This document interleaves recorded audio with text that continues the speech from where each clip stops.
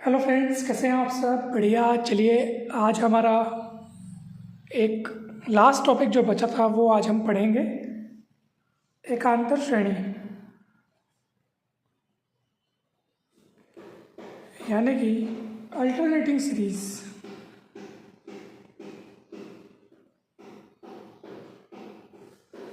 तो नाम से स्पष्ट है, एकांतर श्रेणी मतलब जिसमें पद जो है उनके चिन्ह जो है वो क्रमशः धनात्मक ऋणात्मक होते रहेंगे, यानी कि जैसे 1-1/2 +1/3 -1/4 +1/5।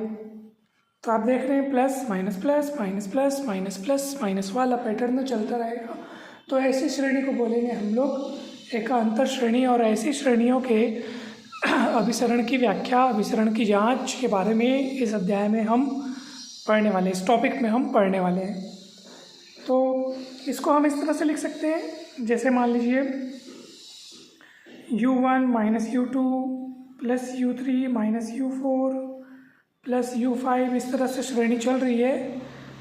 तो इसका जो nवां पद होगा वो कौन होगा? -1 की घात में n un। तो ये -1 की घात में n इसलिए लिखा गया है, वो डिपेंड करता है कि n पॉजिटिव, मतलब n जो है वो इवन है कि ऑड है। जैसे n अगर इवन होगा, ठीक है, यानी कि n जब सम होगा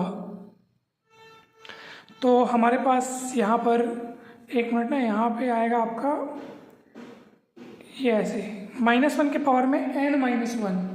अब ठीक है, तो ये आपका nवां पद है। अब मैं आपको बता रहा हूँ कि ये कैसे हुआ। -1 के पावर में n-1 क्यों लिखा गया? क्योंकि देखो, अब आप यहाँ पे n का मान 1 2 3 4 रखते जाओ, आपको ये सारे पद चिन्ह सहित मिलते जाएंगे। जैसे n का मान आप 1 रखें तो t1 मिलेगा, -1 के पावर में 1 -1 u1, n की जगह 1 रखना है तो -1 के पावर में 1 -1 दैट इज -1 के पावर में 0 हो जाएगा, यानी कि -1 के पावर में 0 मतलब वो 1 हो गया। किसी भी संख्या घात में 0 मतलब 1 हो गया, तो u1, तो केवल u1 मिलेगा। अब n का मान 2 रखोगे तो t2 मिलेगा, -1 के पावर में 2 -1 u2, तो -1 के पावर में 2 -1 दैट इज -1 के पावर में 1, मतलब कि -u2। ठीक है फ्रेंड्स। फिर n के स्थान पर वैसे ही आप 3 4 5 ये सब आप जब रखते जाओगे, ठीक है, तो आपको सारे पद मिलते जाएंगे। मतलब 2 3 4 5, 2 रखोगे तो 2 -1 1, तो माइनस फिर 3 रखोगे तो 3 -1 दैट इज़ कितना हो जाएगा? 3 -1 दैट इज़ 2, तो -1 के पावर में 2 मतलब वो प्लस में आएगा और अपने को u3 मिलेगा, क्योंकि n की जगह अपन 3 रखे हैं। तो इस तरह से ये nवां पद तैयार हो गया। और ये श्रेणी को लिखने का तरीका है, आप इसे ऐसे भी लिख सकते हैं, ये ऐसा, जहाँ पे प्रत्येक un ग्रेटर देन 0 है, प्रत्येक पद का संख्यात्मक मान धनात्मक है। मतलब अब आप कहेंगे सर ये तो प्लस माइनस में चल रहा है, और यहाँ पे आप ऐसा क्यों लिखे हैं कि un is greater than 0? un बोलने का मतलब मैं केवल इसकी बात कर रहा हूँ, केवल इसकी बात कर रहा हूँ, केवल इसकी बात कर रहा हूँ। मैं सामने चिन्ह को ध्यान नहीं दे रहा हूँ, वो चिन्ह लगने से ऑटोमेटिक प्लस माइनस होते जाएगा। मैं केवल इन पदों की बात कर रहा हूँ कि वो हमेशा धनात्मक है। ठीक है, जैसे u4 धनात्मक है, सामने में माइनस होने के नाते अब ये पूरा पद ऋणात्मक हो गया। ठीक है, तो ये मैं आपको बताना चाह रहा हूँ। अब प्रश्न ये उठता है कि ऐसी श्रेणियों के अभिसरण के लिए, ऐसी श्रेणियों के कन्वर्जेंस की जांच के लिए कौन सा टेस्ट उपयुक्त है? तो उसके लिए लेबनिज टेस्ट उपयुक्त है।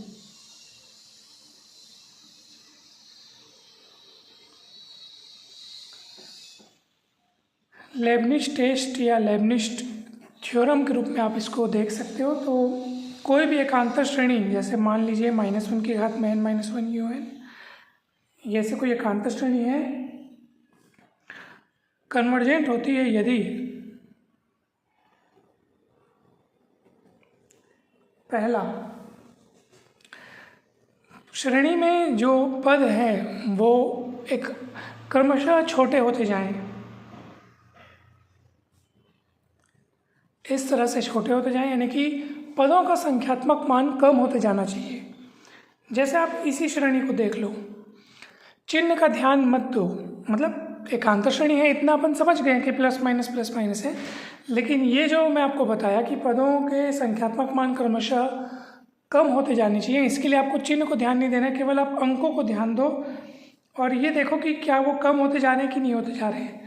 तो 1 से छोटा 1/2, उससे छोटा 1/3, उससे छोटा 1/4, उससे छोटा 1/5, यानी साफ साफ पता चल रहा है कि श्रेणी में जो पद हैं वो संख्यात्मक रूप से छोटे होते जा रहे हैं। तो ये पहली शर्त है कन्वर्जेंट होने के लिए, इस श्रेणी के कन्वर्जेंट होने के लिए ये पहली शर्त। दूसरी शर्त है कि उस श्रेणी का जो nवां पद है un उसका संख्यात्मक मान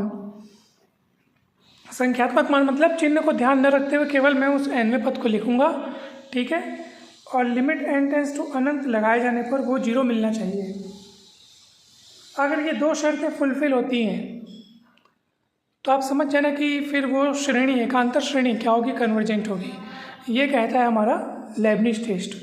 उदाहरण के तौर पे चलिए अगर इसी श्रेणी के बारे में बात करूं कि ये कन्वर्जेंट है कि नहीं है, तो आप एग्जाम्पल के लिए आप इसी श्रेणी को अगर देख लो और ये कन्वर्जेंट है कि नहीं है, तो चलिए देखते हैं कि ये दोनों शर्तें इसमें लागू होती है कि नहीं। तो पहली शर्त है कि श्रेणी के पदों का संख्यात्मक मान क्रमशः कम होता जाना चाहिए। तो देखो ये इससे कम है, ये इससे कम है, ये इससे कम है, ये इससे कम है, कम होते जा रहा है, ठीक है। यानी पहली शर्त ओके है। दूसरा क्या है, दूसरी शर्त ये कि इस श्रेणी का जो nवां पद होगा उसका संख्यात्मक मान, ऑब्वियस सी बात है, पहले में 1, दूसरे में 1/2, तीसरे में 1/3, चौथे में 1/4, तो nवें में आएगा आपका 1/n। अब सामने में प्लस आएगा कि माइनस आएगा वो डिपेंड करता है कि n इवन है कि ऑड है, तो इसलिए मैं -1 के पावर में n-1 लिख देता हूँ, है ना। ठीक इसी तरह से देखो यहाँ पे -1 के पावर में n-1 जैसे मैंने लिखा, अब n के इवन ऑड होने के हिसाब से वो प्लस माइनस होते जाएगा। मगर हमको मतलब है लिमिट un से, un इस हिस्से को बोलेंगे, ठीक है।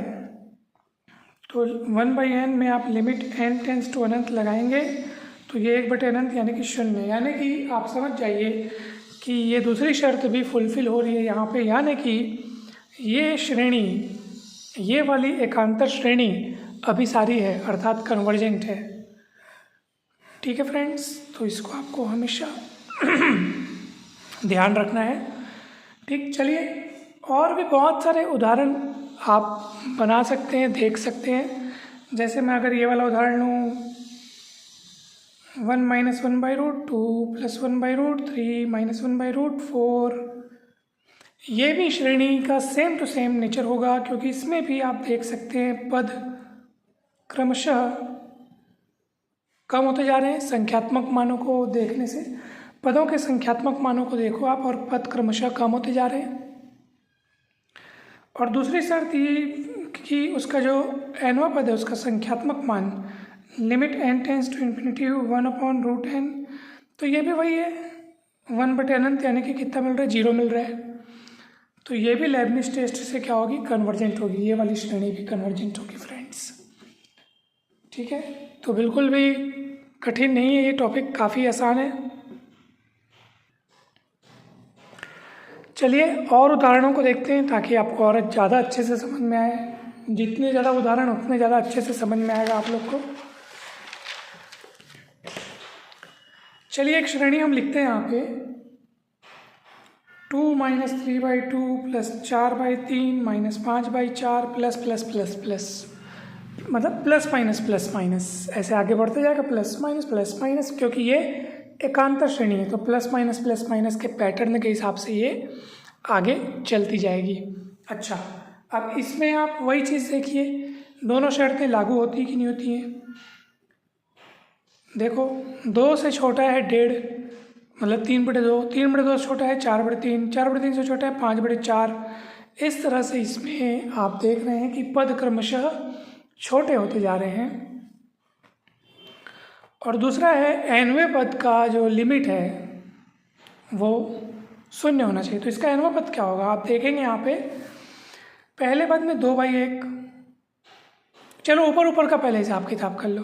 पहले पद में 2, दूसरे में 3, तीसरे में 4, तीसरे पद में 4, चौथे पद में 5, पद चौथा लेकिन है 5, तो 10वें पद में 11 आएगा, nवें पद में n+1 आएगा, और नीचे जो लिखा है वो ऊपर वाले से एक कम, नीचे जो लिखा है वो ऊपर वाले से एक कम, तो यहाँ n आएगा। Limit n tends to infinity, अलग अलग बटे करेंगे तो आप देखेंगे कि n tends to infinity 1/n शून्य हो जाएगा, मतलब आपके पास सिर्फ बचेगा 1। अरे 1 आया है, 0 नहीं आया है, 0 आना चाहिए था, तभी ये सीरीज़ क्या होती, कन्वर्जेंट होती। लेबनिज़ टेस्ट के अनुसार यही तो शर्त है लेबनिज़ टेस्ट की। पहली शर्त क्या है कि श्रेणी के पद क्रमागत रूप से या क्रमशः क्या होने चाहिए, कम होते जाने चाहिए, छोटे होते जाने चाहिए, उनका संख्यात्मक मान घटता जाना चाहिए। और दूसरा है कि nवें पद का लिमिट 0 होना चाहिए। परंतु आप यहाँ देख रहे हैं कि ऐसा नहीं हो रहा है। nवें पद का लिमिट जो है वो 0 नहीं मिल रहा है बल्कि 1 मिल रहा है, यानी कि ये सीरीज़ कन्वर्जेंट नहीं है।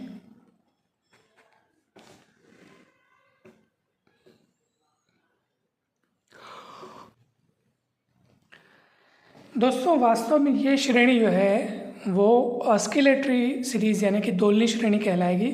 तो दोलनी श्रेणी किसको बोलेंगे, ऐसी श्रेणी जो एकांतर हो मतलब प्लस माइनस जिसमें टर्म्स हो और जिसका nवां पद का लिमिट जो है वो नॉन जीरो आए। ठीक है फ्रेंड्स, लिमिट क्या हो, नॉन जीरो हो। तो श्रेणी जो होगी वो क्या होगी, ऑस्किलेटरी होगी अर्थात दोलनी होगी, क्योंकि कन्वर्जेंट तो ये है नहीं, क्योंकि लिमिट जो है nवें पद का वो नॉन जीरो आ रहा है।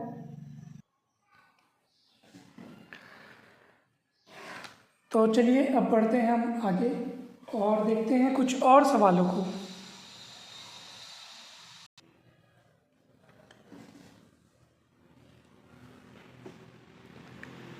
एक और छोटा सा एग्जाम्पल देखिएगा friends. 1/x minus 1/x plus a plus 1/x plus 2a minus 1/x, अरे ये तो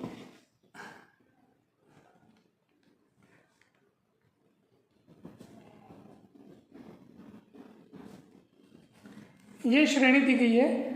अब यहाँ पर प्रश्न में ये बोला है कि x और a दोनों के दोनों पॉजिटिव हैं, तो श्रेणी कन्वर्जेंट होगी कि नहीं होगी लेबनिज़ टेस्ट से।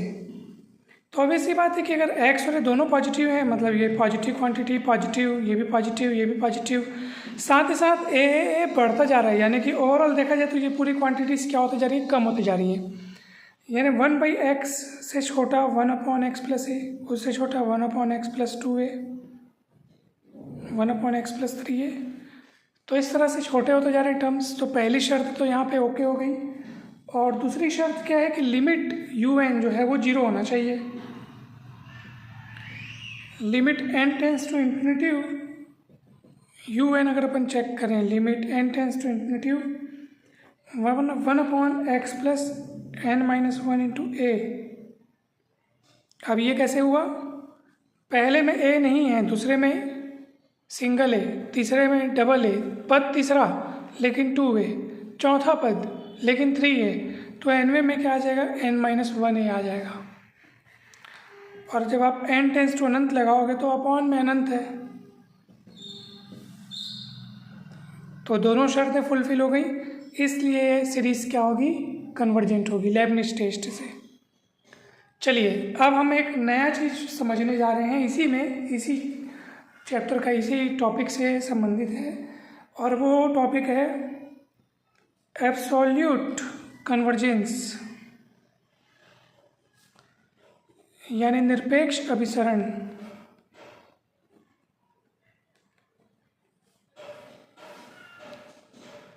निरपेक्ष अभिसरण, अब निरपेक्ष अभिसरण क्या होता है, निरपेक्ष अभिसारी, कब किसी श्रेणी को निरपेक्ष अभिसारी कहेंगे, चलिए इसको समझते हैं। अब जैसे कि अभी आपने श्रेणी देखा u1 minus u2 plus u3 minus u4 plus u5, इस तरह से। इसको हमने संक्षिप्त रूप में -1 की घात n-1 un करके लिखा। ठीक, अब सुनिए, ये हुआ अल्टरनेटिंग सीरीज जिसके बारे में अभी तक हम पढ़ते आ रहे हैं। ठीक है, अब ये अल्टरनेटिंग सीरीज एकांतर श्रेणी में मैं क्या कर रहा हूँ, सभी पदों का मॉड ले रहा हूँ, यानी मॉडुलस ले रहा हूँ, यानी जो धनात्मक पद है वो तो धनात्मक रहेंगे ही रहेंगे, जो ऋणात्मक है उनको भी धनात्मक बना रहा हूँ। यानी अब मैं यहाँ पे एक काम कर रहा हूँ, मैं दोनों ओर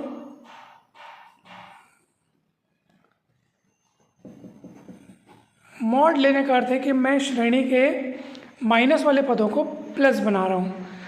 ठीक है, प्लस वाले तो प्लस रहेंगे ही, लेकिन माइनस वाले भी प्लस बन जाएंगे। तो वो कैसे बनेंगे, मॉड लगाने से। सारे पदों में मॉड लगाने से अब क्या हो जाएगा, सारे प्लस बन जाएंगे, क्योंकि माइनस का मॉड भी प्लस होता है, आप सभी जानते होंगे।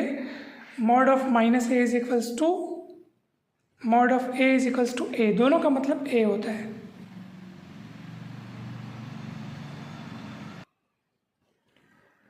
दोनों का मतलब ए होता है यदि ए इज ग्रेटर देन और इक्वल टू 0, और ये दोनों का मतलब माइनस ए होता है यदि ए इज लेस देन 0। मतलब हर हाल में ये दोनों, यानी किसी भी संख्या का मॉड और उस संख्या के ऋणात्मक का मॉड, ये सदैव बराबर होते हैं। फिर वो इज इक्वल्स टू ए कब होगा, जब ए इज ग्रेटर देन और इक्वल टू 0 होगा, और ये दोनों इक्वल टू माइनस ए कब होंगे, जब ए इज लेस देन 0 होगा। ठीक है, तो इस चीज़ को आप हमेशा ध्यान रखिएगा। अब श्रेणी हमारी इस रूप में आ रही है, सारे माइनस वाले पद क्या बन गए, प्लस बन गए। ठीक, अब इस श्रेणी के कन्वर्जेंस की आप जांच कीजिए। अगर ये श्रेणी कन्वर्जेंट होती है, अब ये याद रखिए, अब ये अल्टरनेटिंग सीरीज नहीं रही, क्योंकि अल्टरनेटिंग उसको हम तब बोल रहे थे जब वो प्लस माइनस वाले पैटर्न में थी। अब तो माइनस वाले सारे पद प्लस बन चुके हैं, प्लस वाले तो प्लस हैं ही, लेकिन माइनस वाले भी प्लस बन चुके हैं। तो अब ये एकांतर श्रेणी नहीं रही, अब ये अल्टरनेटिंग नहीं रही। ठीक है, तो अब ये कैसी श्रेणी हो गई, ऐसी श्रेणी हो गई जिसके बारे में हम पहले पढ़ते थे, धन पदों की श्रेणी जब हम पढ़ते थे ना, तो ये उसके जैसी हो गई है। तो इसके कन्वर्जेंस की अब जांच करेंगे, जिसके लिए हम नियम पहले बहुत सारे पढ़ चुके हैं। तुलना परीक्षण, अनुपात परीक्षण, रॉबिस परीक्षण, लघुगणक परीक्षण इत्यादि परीक्षण पढ़ चुके हैं ना। उन टेस्ट्स की मदद से आप क्या करेंगे, इसके कन्वर्जेंस की जांच करेंगे, ये वाली श्रेणी के। और अगर ये श्रेणी कन्वर्जेंट पाई गई, अगर ये श्रेणी कन्वर्जेंट हुई, तो आप इस श्रेणी को बोलेंगे कि ये निरपेक्ष अभिसारी है। ध्यान दीजिएगा अच्छे से, निरपेक्ष अभिसारी श्रेणी हम इसको नहीं बोलेंगे, इसको बोलेंगे, मेन जो है, क्योंकि ये श्रेणी आप कहाँ से प्राप्त की हो, ये इसी से प्राप्त की हो, इसी के पदों का मॉड्यूलस लेने के पश्चात आपको ये श्रेणी प्राप्त हुई है। और अगर ये श्रेणी कन्वर्जेंट होती है, चेक करने पर पता चलेगा, ये श्रेणी अगर कन्वर्जेंट पाई जाती है, तो फिर वो दी गई श्रेणी जिससे ये तैयार हुई है, ठीक है, वो दी गई श्रेणी जो मेन आपको दी गई है, वो कहलाएगी निरपेक्ष अभिसारी। तो कोई भी एकांतर श्रेणी, ध्यान दीजिएगा, अब हम परिभाषा बोलने जा रहे हैं, कोई भी एकांतर श्रेणी निरपेक्ष अभिसारी कब कहलाती है, यदि उसके पदों का मॉड लेने से प्राप्त हुई श्रेणी अभिसारी हो। यदि उस एकांतर श्रेणी के पदों का मॉड लेने से, यानी मॉड्यूलस लेने से, यानी कि मापांक लेने से, या निरपेक्ष मान लेने से, या संख्यात्मक मान लेने से, जैसा भी आप पुकारना चाहें, ठीक है, यानी कि ऋण पदों को धन बना देने से प्राप्त हुई श्रेणी अगर कन्वर्जेंट होती है, तो दी गई एकांतर श्रेणी निरपेक्ष अभिसारी यानी कि एब्सोल्युटली कन्वर्जेंट कहलाएगी।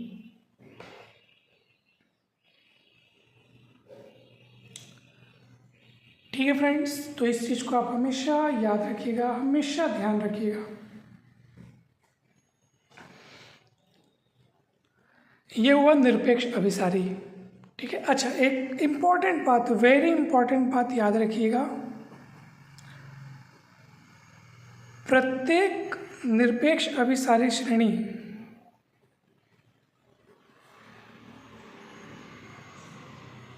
अभिसारी होती है। अब आप कहेंगे सर ये स्टेटमेंट थोड़ा सुनने में अटपटा सा लग रहा है, अजीब सा लग रहा है कि प्रत्येक निरपेक्ष अभिसारी श्रेणी अभिसारी होती है। अभी उसको अभिसारी बोल भी रहे हैं, फिर बोल रहे हैं अभिसारी होती है, तो ये क्या है? तो सुनिए ध्यान से, प्रत्येक निरपेक्ष अभिसारी श्रेणी बोलने का मतलब ये है कि निरपेक्ष अभिसारी श्रेणी बोलने का मतलब ये कि हम उस श्रेणी को अभिसारी नहीं बोल रहे हैं। हम जैसे मैं बोल रहा हूँ, ध्यान से सुनिएगा, जैसे मैं बोल रहा हूँ कि ये श्रेणी निरपेक्ष अभिसारी है, इसका मतलब क्या मैं इसी श्रेणी को अभिसारी बोल रहा हूँ? नहीं, इस श्रेणी को मैं निरपेक्ष अभिसारी बोल रहा हूँ। इसका मतलब ये है कि इसके ऋण पदों को धन बना देने से जो प्राप्त हुई श्रेणी है वो अभिसारी है। अगर इसके ऋण पदों को धन बना देने से जो प्राप्त हुई श्रेणी अगर वो अभिसारी होती है, तब इस श्रेणी को बोलूँगा कि ये निरपेक्ष अभिसारी है। ठीक है, मैंने ये नहीं कहा कि ये अभिसारी है।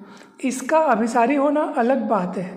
इसके अभिसारी होने के लिए तो मैं लेबनिज टेस्ट लगाऊंगा, लेकिन इसके निरपेक्ष अभिसारी होने के लिए, यानी कि ये निरपेक्ष अभिसारी है कि नहीं है, ये जांचने के लिए मुझे पहले इसके ऋण पदों को धन बनाना है, फिर उसके कन्वर्जेंस की जांच करनी है। जो प्राप्त हुई श्रेणी है ना, उसके कन्वर्जेंस की जांच करूंगा। अगर वो कन्वर्जेंट पाई गई तब ये श्रेणी कहलाएगी एब्सोल्युटली कन्वर्जेंट, यानी कि निरपेक्ष अभिसारी। और थ्योरम जो लिखा है वो ये है कि अगर कोई श्रेणी निरपेक्ष अभिसारी होती है तो वो अपने आप में भी क्या होती है? अभिसारी होती है। यानी कि अगर किसी एकांतर श्रेणी के ऋण पदों को धन बना देने से प्राप्त हुई श्रेणी अगर अभिसारी है तो वो वाली श्रेणी खुद में भी अभिसारी होती है, ऐसा कहना है इस थ्योरम का। भाई देखो, ऋण पदों को धन बना देने से जो प्राप्त हुई श्रेणी अगर वो कन्वर्जेंट है तो इसको आप बोलोगे एब्सोल्युटली कन्वर्जेंट। और एब्सोल्युटली कन्वर्जेंट खुद भी कन्वर्जेंट होता है, यानी कि ये अपने आप में इसी रूप में प्लस माइनस वाले रूप में भी ये कन्वर्जेंट है। यानी ऋण पदों को धन बना देने से अगर प्राप्त श्रेणी अगर कन्वर्जेंट है तो वो बिना बनाए भी अपने आप में भी कन्वर्जेंट होगी, ऐसा कहना है इस थ्योरम का। और ये एक इम्पॉर्टेंट बात है, इसको आप याद रखिएगा। तो एब्सोल्युटली कन्वर्जेंट का आपको डेफिनेशन समझ में आ गया है, बहुत अच्छे से ये आपको समझ में आ गया होगा। जैसे आप देखेंगे, मैं एक एग्जांपल लिखता हूँ, 1/2² प्लस 1/3² माइनस 1/4²। इस तरह से ये श्रेणी चलते जा रही है।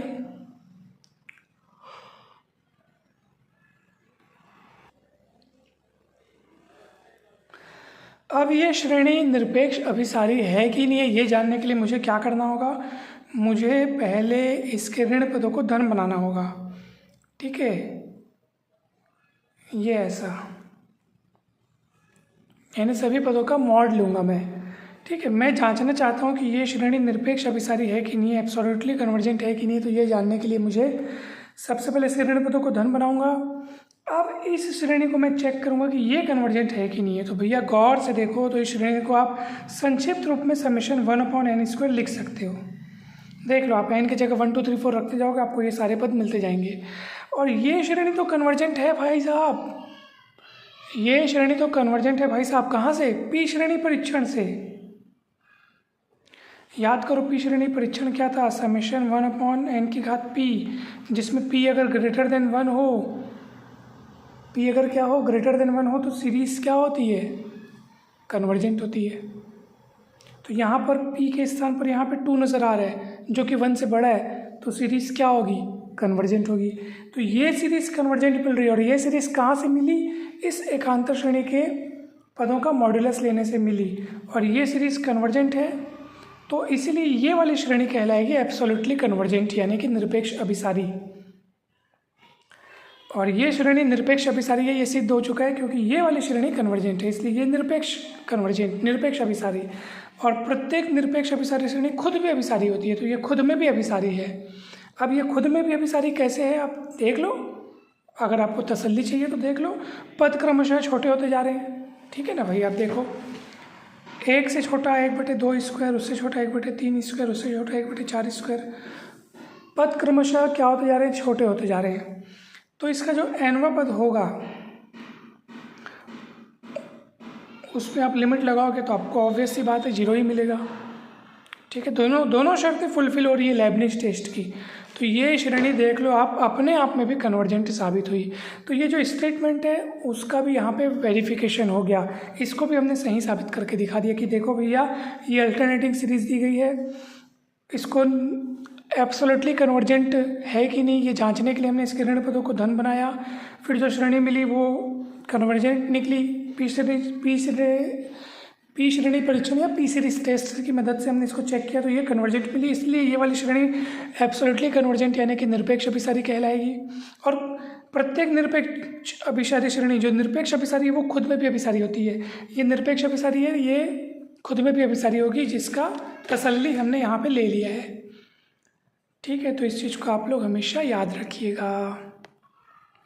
तो ये तो हुआ एब्सोल्युटली कन्वर्जेंट। अब एक आता है कंडीशनल कन्वर्जेंट। कोई भी सीरीज कंडीशनली कन्वर्जेंट या कंडीशनल कन्वर्जेंट कब कहलाएगी? कंडीशनल कन्वर्जेंट यानी कि सापेक्ष अभिसरण। कन्वर्जेंट लिखा हूं तो मुझे लिखना पड़ेगा सापेक्ष अभिसारी। कोई भी श्रेणी सापेक्ष अभिसारी कब कहलाएगी? ध्यान से देखिएगा। जैसे मान लो कोई एकांतर श्रेणी है, ठीक, समेशन -1 की घात में n-1 u1 minus u2 plus u3 minus u4। ठीक, तो ये श्रेणी सापेक्ष अभिसारी यानी कंडीशनल कन्वर्जेंट कब कहलाएगी? यदि ये श्रेणी कन्वर्जेंट हो, यानी अपने आप में क्या हो? कन्वर्जेंट हो। अब इसके कन्वर्जेंस की जांच के लिए लेबनिज टेस्ट लगाएंगे अपन। तो ये श्रेणी तो कन्वर्जेंट हो, लेकिन इसी श्रेणी के पदों का जब अपन मॉड लेते हैं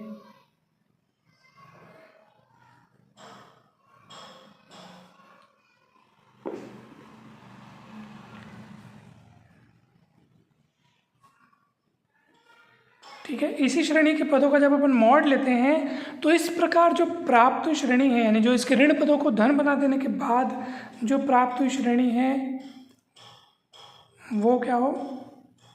डाइवर्जेंट हो। देख लीजिए यहाँ पे अब एक ट्विस्ट आ गया है, एक नया मोड आ गया है। कंडीशनल कन्वर्जेंट में क्या होगा? दी गई श्रेणी, दी गई एकांतर श्रेणी, अल्टरनेटिंग सीरीज, दी गई अल्टरनेटिंग सीरीज खुद में तो कन्वर्जेंट होगी,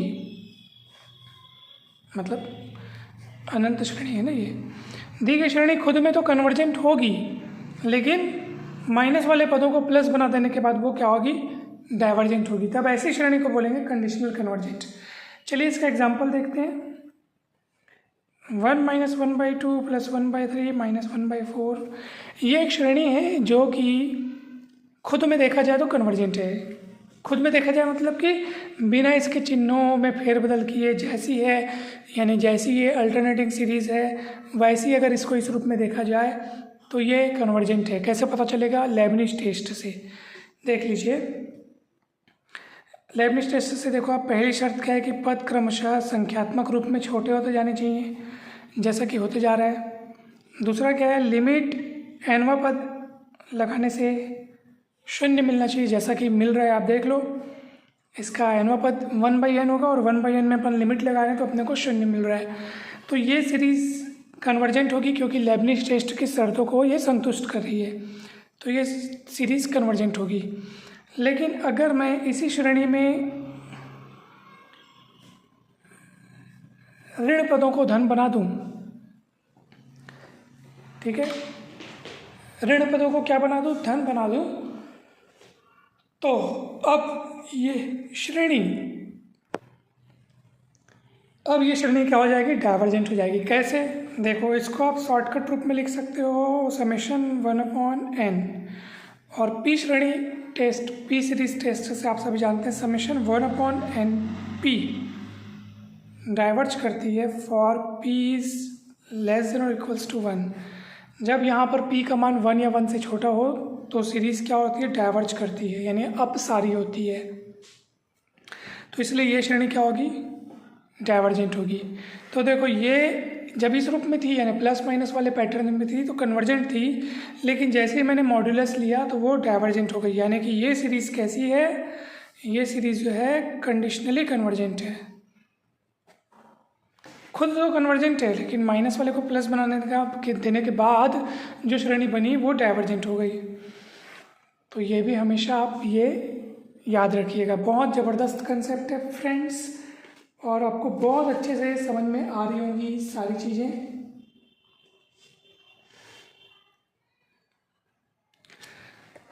ठीक है, तो ये वाला थ्योरम भी बहुत इंपॉर्टेंट, याद रखिएगा। निरपेक्ष मतलब प्रत्येक निरपेक्ष अभिसारी श्रेणी अभिसारी होती है। और एक और बात याद रखना, इस प्रमेय का विलोम सत्य नहीं है, विलोम सदैव सत्य नहीं है। कहने का अर्थ ये है कि देखो, प्रत्येक निरपेक्ष अभिसारी श्रेणी अभिसारी होगी, लेकिन विलोम सदैव सत्य नहीं है। मतलब जरूरी नहीं है कि जो श्रेणी अभिसारी होगी वो निरपेक्ष अभिसारी भी होगी। अब ये कैसे भाई? मतलब जरूरी नहीं है कि जो एकांतर श्रेणी अपने आप में कन्वर्जेंट है तो उसके पदों में मॉड लगा देने के पश्चात जो है, नहीं, इसको अपन इस रूप में बोलेंगे। हाँ ठीक है, यही है। अगर मान लो कोई श्रेणी कन्वर्जेंट है, कोई अल्टरनेटिंग सीरीज, कोई एकांतर श्रेणी अगर कन्वर्जेंट है तो जरूरी नहीं कि उसके पदों में मॉडुलस लगा देने के बाद भी वो कन्वर्जेंट होगी, जरूरी नहीं है। ठीक है, तभी तो इसका विलोम सदैव सत्य नहीं है, तभी तो फिर इस कथन का महत्व आया, कंडीशनल कन्वर्जेंट का आया। ठीक है, कि भैया कोई श्रेणी खुद में कन्वर्जेंट है लेकिन वो मॉड लगा देने के बाद वो डाइवर्ज कर जा रही है। ठीक है, तो उसको बोलेंगे कंडीशनल कन्वर्जेंट। तो इस चीज़ को आप लोग हमेशा याद रखिएगा, बहुत ज़बरदस्त और बहुत काम की चीज़ें हैं। चलिए एक आध दो और सवालों को देखते हैं। जैसे आप चलिए इस श्रेणी को देखेंगे, 1 - 1/2√2 + 1/3√3। तो आप देखेंगे कि ये तो मतलब ये इतना सरल होते हैं इसके सवाल, आप देखते साथ पहचान जाएंगे। देखो, पद क्रमशः छोटे होते जा रहे हैं। ठीक, और साथ ही साथ nवें पद का लिमिट आपको निश्चित रूप से क्या मिलेगा?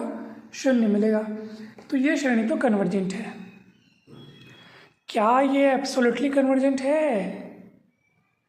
क्या ये एब्सोल्युटली कन्वर्जेंट है? जानने के लिए इसको माइनस वाले पदों को प्लस बनाना पड़ेगा। तो चलो मैं इसके प्लस बना देता हूँ, सबको जो जो माइनस में है उसको प्लस बना देता हूँ।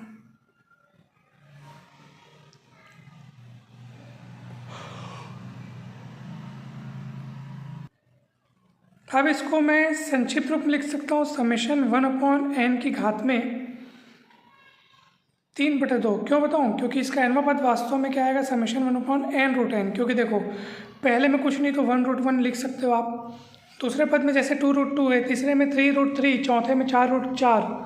तो nवां पद होगा 1/n√n। रूट मतलब आधा घात, तो आधा घात और एक घात जोड़ करके 3/2 घात हो गया, और वो 3/2 जो है वो 1 से बड़ा है। तो पी श्रेणी परीक्षण से, पी सीरीज टेस्ट से ये सीरीज़ क्या होगी? कन्वर्जेंट होगी। तो ये सीरीज़ कन्वर्जेंट है, इसीलिए ये सीरीज़ जो है वो क्या कहलाएगी? Absolutely convergent. क्यों ये निरपेक्ष अभिसारी कहलाई? क्योंकि इसके माइनस पदों को आपने धन बना देने से जो प्राप्त श्रेणी है वो कन्वर्जेंट हुई है, इसलिए ये निरपेक्ष अभिसारी होगी। ठीक है फ्रेंड्स, तो इस चीज़ को आपको अच्छे से समझना है। चलिए फ्रेंड्स, आज की इतनी सारी व्याख्या के पश्चात अब आपको एक छोटा सा सवाल दिया जा रहा है। मुझे पूरी उम्मीद है कि वो सवाल आपसे बन जाएगा, और साथ ही साथ आप इसके अन्य सवालों की प्रैक्टिस ज़रूर कीजिएगा। क्योंकि देखो, हमने सारी महत्वपूर्ण बातें, सारे महत्वपूर्ण कंसेप्ट्स, थ्योरम्स जो हैं वो हमने अच्छे से समझ लिए हैं। तो अब मैं आपके सामने पेश करने जा रहा हूँ असिस्टेंट प्रोफेसर एग्ज़ाम में पूछा गया एक महत्वपूर्ण सवाल जो कि इसी टॉपिक से संबंधित है। ये देखिए, निम्नलिखित 3 श्रेणियों पर विचार कीजिए। ये है असिस्टेंट प्रोफेसर एग्ज़ाम का प्रश्न पत्र है। 6 नवंबर 2020 को ये परीक्षा आयोजित हुई थी। ठीक है फ्रेंड्स, सेट भी है। तो आप देख सकते हैं कि यहाँ पर आपको 3 श्रेणियाँ दी हुई हैं। ठीक है, निम्नलिखित 3 श्रेणियों पर विचार कीजिए। उपरोक्त 3 श्रेणियों में कौन सी एब्सोल्युटली कन्वर्जेंट है? केवल 1, केवल 3, दोनों 2 और 3, दोनों 1 और 3। इतना सरल सवाल है फ्रेंड्स, बताइए कोई कठिन है क्या इसके पद? क्या आप इसका एनवा पद और पदों के पैटर्न्स आसानी से चेक कर सकते हैं? बिल्कुल, कहाँ कठिन है बताइए। इसमें भी देखिए ये जस्ट दुगना होते जा रहा है, 2 4 8 16। तो निश्चित तौर पर आपको ये सवाल आसानी से समझ में आ जाएगा। एब्सोल्युटली कन्वर्जेंट जो है वो आपको चेक करना है। तो एब्सोल्युटली कन्वर्जेंट के लिए आप क्या करेंगे? आप पहले पदों का मॉड लेंगे, ऋणात्मक से धनात्मक बनाएंगे, फिर जो श्रेणी आपको प्राप्त होगी अगर वो कन्वर्जेंट होगी तो फिर वो दी गई श्रेणी एकांतर रूप में जो है वो निरपेक्ष अभिसारी कहलाएगी, और उसी के बारे में अपने को पता करना है।